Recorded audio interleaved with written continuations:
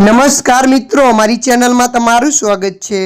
યાત્રાધામ દ્વારકાની ગોમતી નદીમાં આજે બપોરે નાહવા જતા 5 યુવતીઓ ડૂબી હતી, જેમાંથી એકનું કરુણ મોત નીપજ્યું હતું, જ્યારે અન્ય 4ને બચાવી લેવાઈ હતી।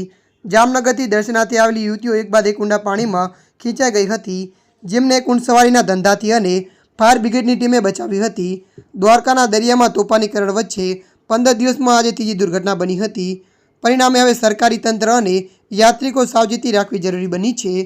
પ્રાપ્ત માહિતી મુજબ યાત્રાધામ દ્વારકામાં આજે દર્શનાર્થે આવેલા જામનગરના કેટલાક પરિવારજનોમાં 5 યુવતીઓ ગોમતી નદીમાં નાહવા ઉતરી હતી। થોડી જ વારમાં એક બાદ એક 5 યુવતીઓ ગોમતી નદીના પાણીના વહેણમાં ડૂબવા લાગી હતી। આથી ઘાટ ઉપર રહેલા સ્થાનિક દ્વારા ફાયર વિભાગને જાણ કરવામાં આવી હતી।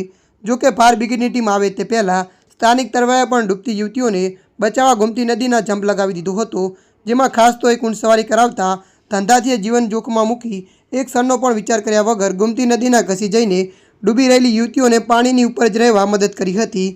બીજી ફાયર બ્રિગેડની ટીમ પણ રેસ્ક્યુ બોટ સાથે પહોંચી ગઈ હતી અને 5 યુવતીઓને પાણીમાંથી બહાર કાઢીને સારવાર માટે દ્વારકાની સરકારી હોસ્પિટલે ખસેડી હતી। ત્યારે મિત્રો, હાલ માટે આટલું। મળીશું નવી અપડેટ સાથે। જો તમને અમારો વિડીયો પસંદ આવે, લાઇક, શેર અને સબસ્ક્રાઈબ કરી નાખજો। ધન્યવાદ।